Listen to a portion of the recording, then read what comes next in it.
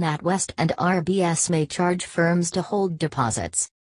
Natwest and Royal Bank of Scotland, RBS, have warned businesses they may have to charge them to accept deposits due to low interest rates.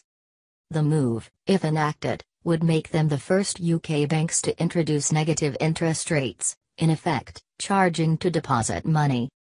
Global interest rates remain at very low levels.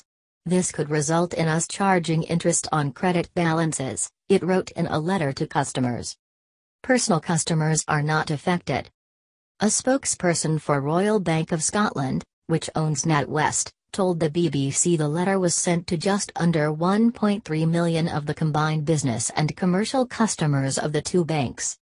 We will consider any necessary action in the event of the Bank of England base rate falling below zero, but we'll do our utmost to protect our customers from any impacts, they said. Mike Amy, a managing director at PIMCO, the world's largest bond investor, told the BBC, they are giving themselves wiggle room in the very unlikely event that the Bank of England did put the official interest rate negative.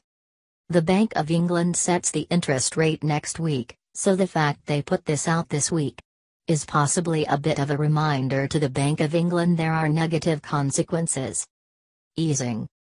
UK interest rates have been unchanged since the Bank of England cut them to a record low of 0.5% in March 2009 at the height of the financial crisis. The bank kept them on hold earlier this month, despite speculation it would cut rates further. But Bank Governor Mark Carney has said it is likely some monetary policy easing will be required to boost the UK economy in response to the Brexit vote. However, he has said he does not favour rates falling any lower than 0.25%. Nevertheless, some economists believe that rates could still be cut to zero or lower later this year. When the rate goes below zero, the normal relationship between banks and customers is reversed.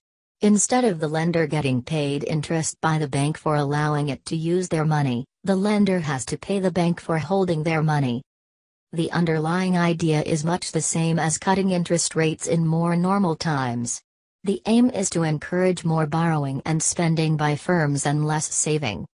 In 2014, the European Central Bank was the first major central bank to introduce negative interest rates, with the aim of encouraging banks to lend to businesses rather than hold onto money.